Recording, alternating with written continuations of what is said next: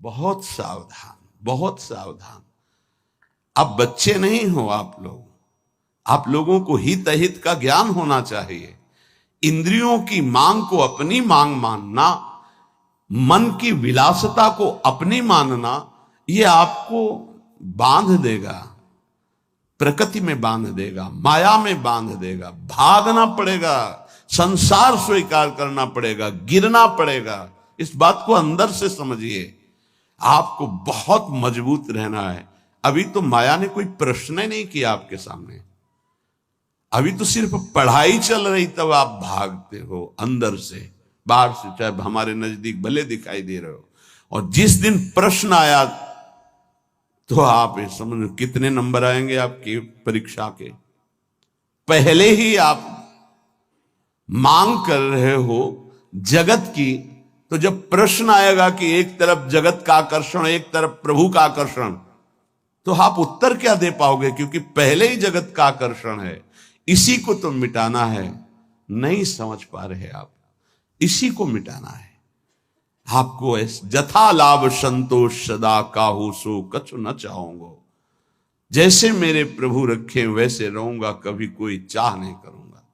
सच्ची मानिए, यदि आप सतमार्ग में चल रहे हैं तो कोई चाह नहीं रहे। जैसे आपसे पूछा जाए क्या आप पसंद करते हैं, नहीं बोलिए आप क्या पसंद करते हैं, किशोरी जी का नाम दे दीजिए हमें, इसमें रति हो जाए। नहीं, वैसे क्या पसंद करते हैं? किशोरी जी का धाम, दिव्य वृंदावन मेरे नेत्रों में झलकने लगे, दे दीजिए आप। इनकी शिवा आपकी हृदय की मांग आपको फंसा देगी। इस शब्दों को पकड़ लीजिए। सत्संग के शब्दों को आप नहीं पकड़ते। आपका मन जब विपरीत चिंतन करता है तो आप कीर्तन कीजिए, वाणी जी का उच्च स्वर से गायन कीजिए। एक बार जीत गए तो 1000 बार इसको पटक दोगे मन को, एक बार हार गए तो 1000 बार पटकी लगाएगा आपको। आप समझो, आप किसी विशेष कृपा से आप चल रहे हैं। अगर इस विशेष कृपा की अवहेलना करेंगे तो आपका परमार्थ रुक जाएगा। पूज्यपाद श्री उड़िया बाबा जी महाराज से स्वामी अखंडानंद जी महाराज प्रश्न करते हैं, बाबा यदि कोई हमारे गुरु और इष्ट की निंदा कर रहा है तो हमारा क्या कर्तव्य बनता है? यदि कोई हमारे गुरुदेव की इष्ट की निंदा करता है तो हमारा उस समय क्या कर्तव्य बनता है? उत्तर, उस उपासक को चाहिए कि उसके सामने जो इष्ट की निंदा या गुरुदेव की कर रहा है वहां से तत्काल हट जाना चाहिए।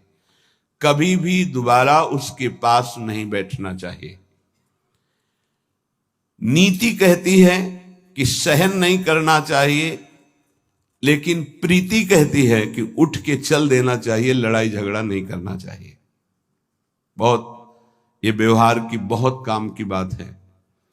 प्रायः ऐसा संयोग मिलता है कि हमारे इष्ट और गुरुदेव की अवहेलना करने वाले हमारे रिश्तेदार, नातेदार, संबंधी ही होते हैं, माता या पिता या ऐसे। क्यों होते हैं? क्योंकि जब उनका कोई संबंधी भगवत मार्ग में चलता है तो फिर उनकी भावनाओं के विरुद्ध हो जाता है।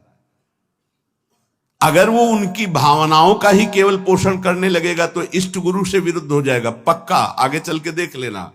और जब इष्ट गुरु की भावना में वो पुष्ट होता है तो उनकी लौकिक भावनाओं को वो कुछ भी नहीं गिनता।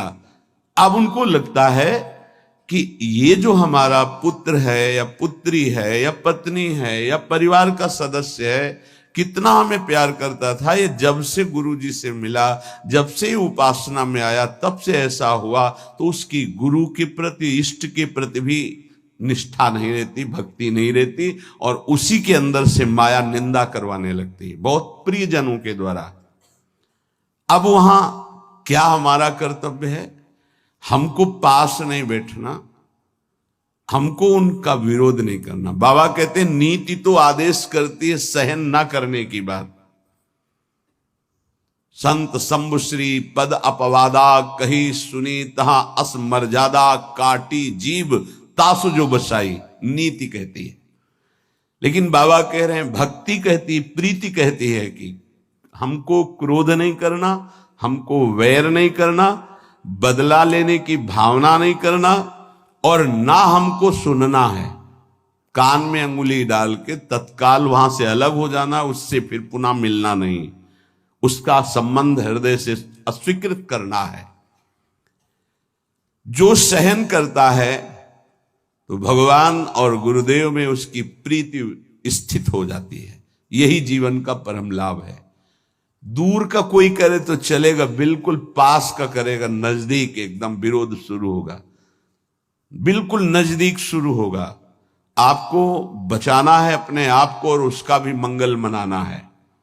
भगवान से प्रार्थना करनी है कि इसकी बुद्धि शुद्ध हो जाए और अपने को उसके आकर्षण, संबंध, वचन तीनों से दूर हटाना है। क्योंकि भगवान की स्मृति स्वयं श्री भगवान है।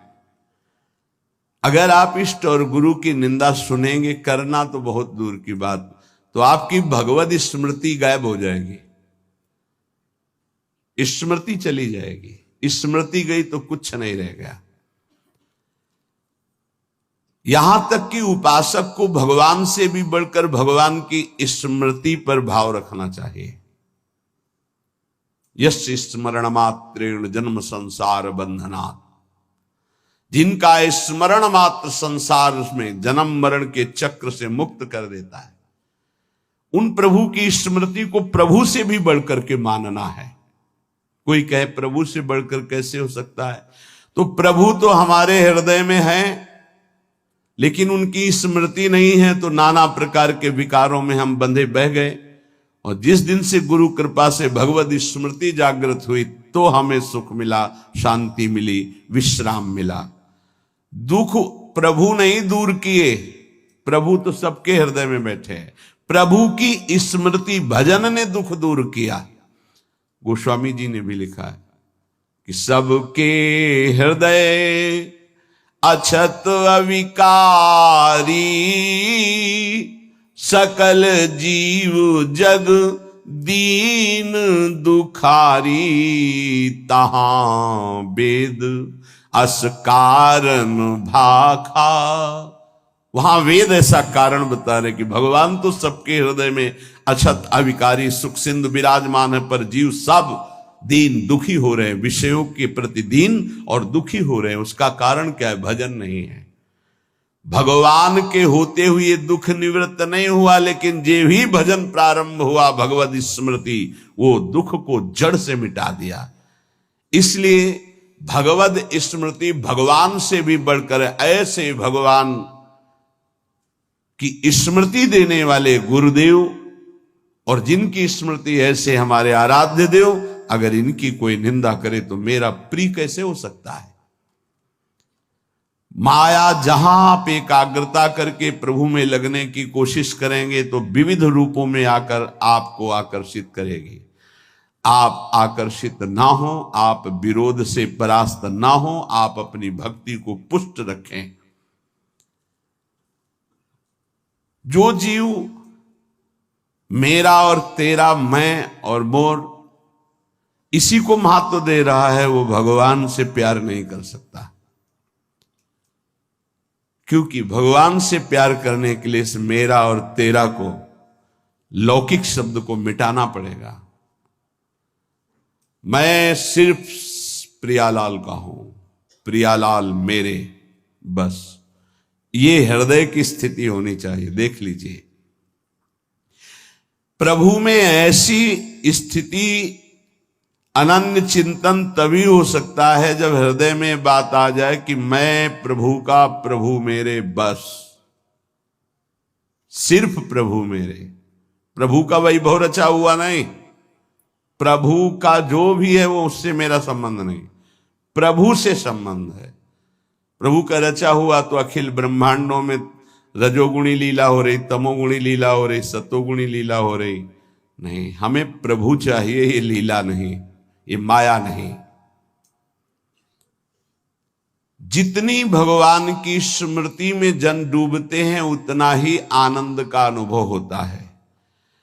पर जब हृदय में भोगों के प्रति राग होता है और जब वो नहीं मिलता तो क्रोध हो जाता है, चिड़चिड़ा स्वभाव हो जाता है, नाक में गुस्सा भर जाती है। ये उपासक सावधान इस वृत्ति से।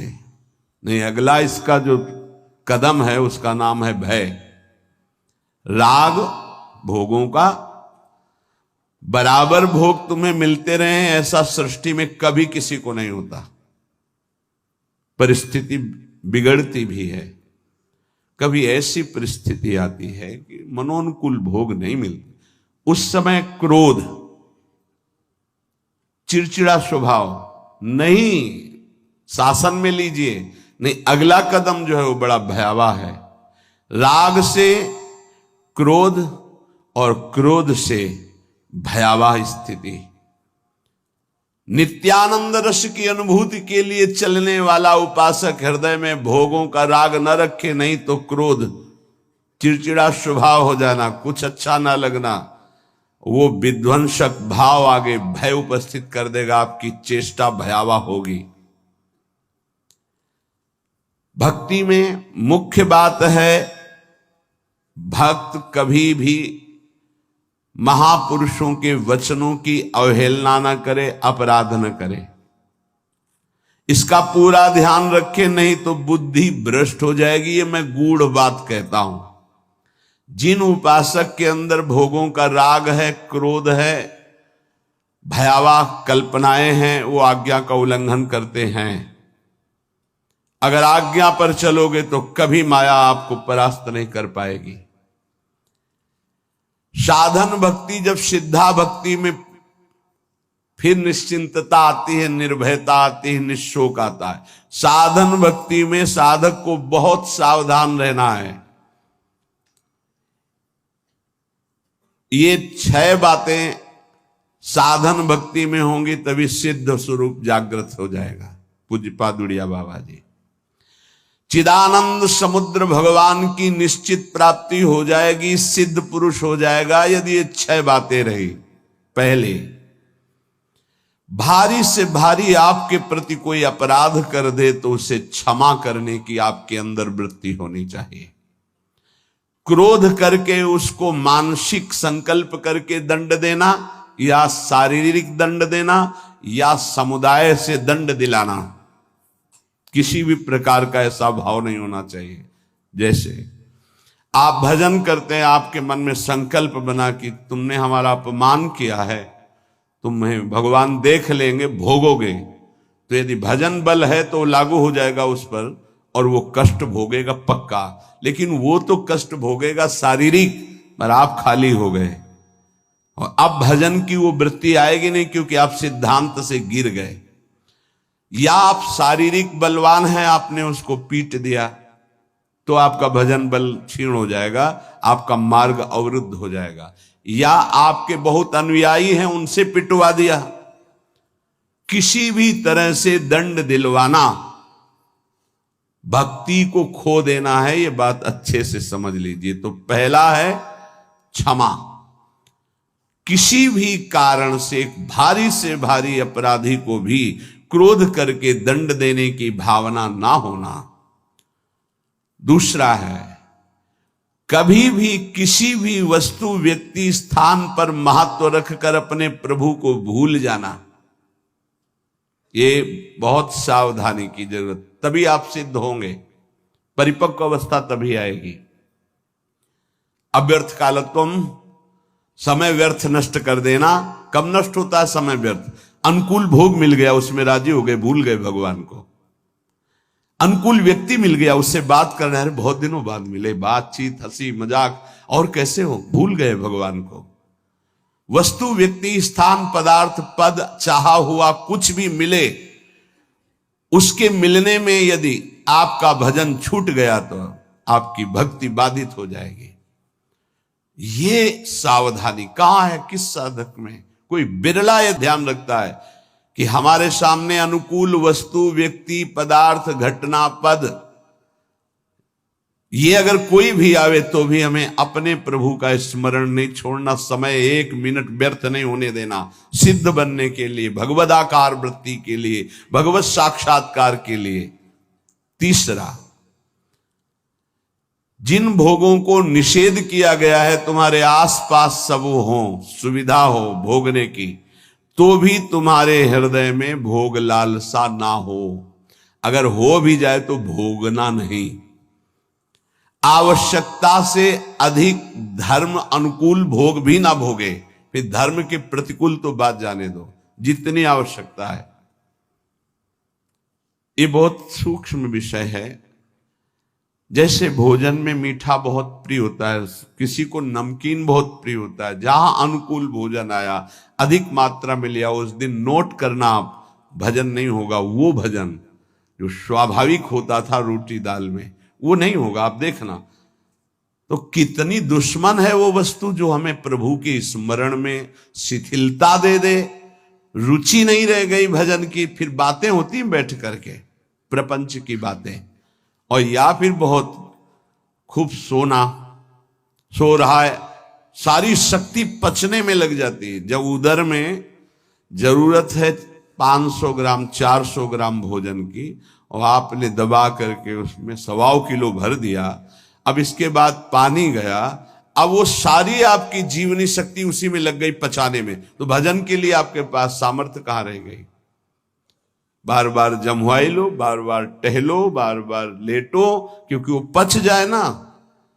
अब वो कि बर्बाद ना हो, तुम ही हो भारत में सार्थक करने वाले, और तो जीव है ही नहीं भाई। और भी तो पशु पक्षी, तुम अपनी केवल लो, तुम उतना ही सेवन कीजिए, वो कोई और पालेगा, पशु पक्षी पालेंगे, कुछ चीज बर्बाद नहीं। आप छोड़ दीजिए, उसमें चींटियां लग जाएंगी, वो चींटी पालेंगी, बहुत से कीट पतंगे वो पालेंगे। आप ऐसा ना सोचे कि बर्बाद हो।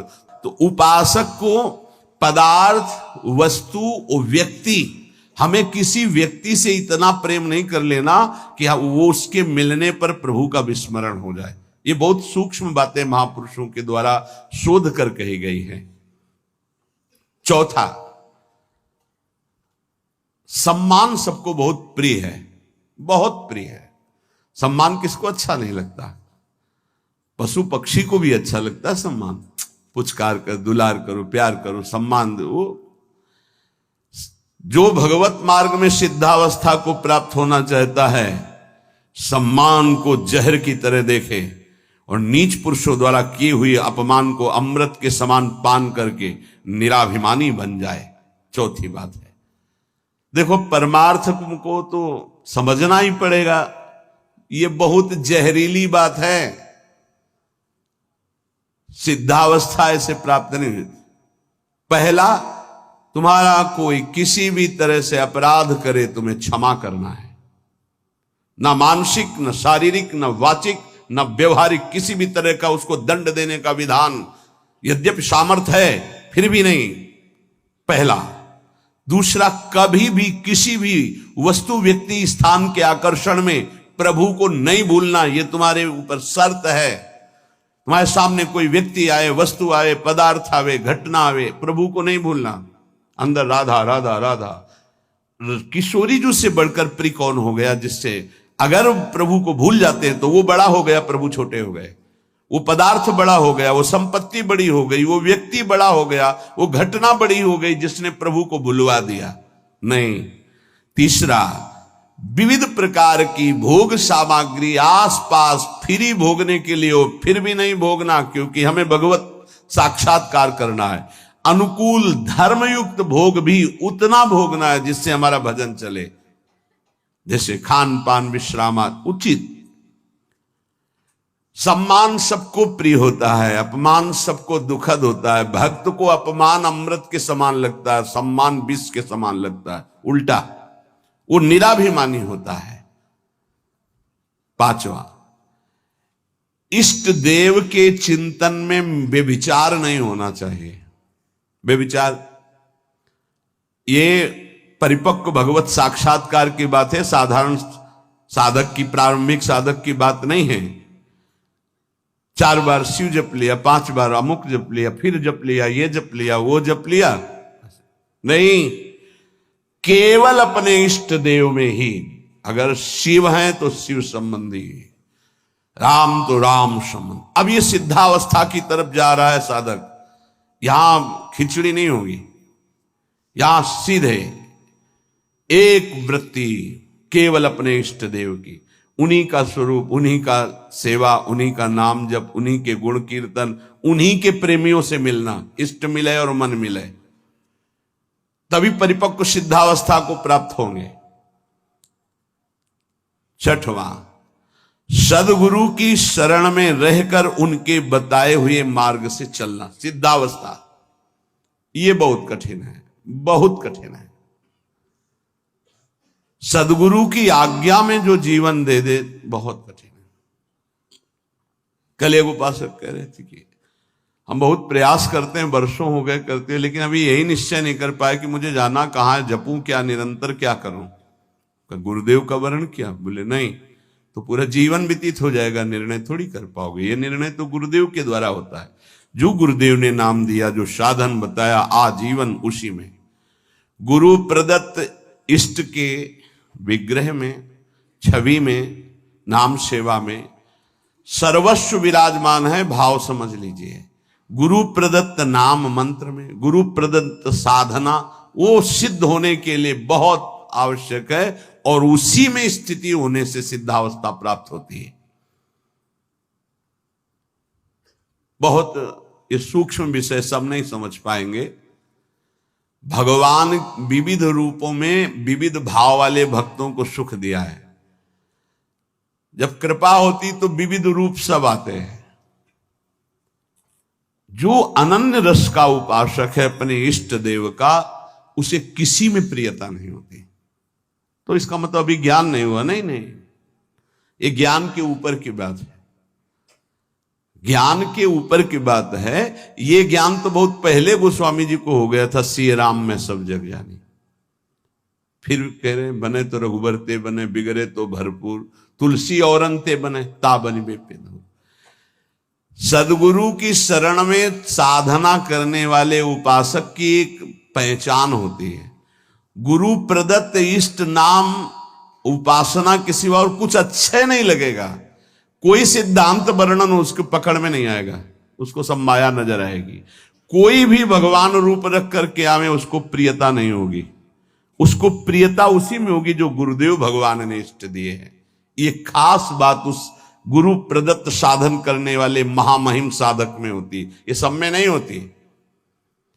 बड़े से बड़े भगवत स्वरूप की रुचि नहीं रहेगी, उसकी रुचि नहीं रहेगी। अपने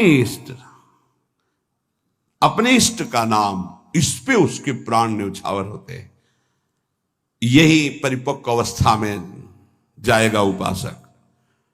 प्रभु के विविध रूप हैं, विविध छवियां हैं, विविध उनकी शोभा है, विविध नाम है। ये तब होता प्रारंभ में, विविधता में। लेकिन जब परिपक्व अवस्था की तरफ, तो गुरु प्रदत्त साधन और साध्य पर दृढ़ निश्चय, अपना कोई भाव। आजकल गुरु बनाने के लिए जब आते हैं तो पूरा रजिस्टर भरा होता है, कोरा कागज बनकर गुरु जी के पास जाया जाता है। अब लिखो इस पे, जो लिख दोगे आजीवन इसी पे लिखा रहेगा। लेकिन यहां इतना लिखने का अवसर ही नहीं, शिष्य बन रहे और पूरा रजिस्टर भरा हुआ है। हम तो ये करते हैं, हम तो ये करते हैं, हम वही ऐसे, हमारा ये सिद्धांत, हमारे ना कोई आग्रह ना कोई भाव, ये रखा है हृदय हमारा, जो आप चाहो इस पे डाल दो, वही जीवन भर ऐसे शिष्य बना जाता है।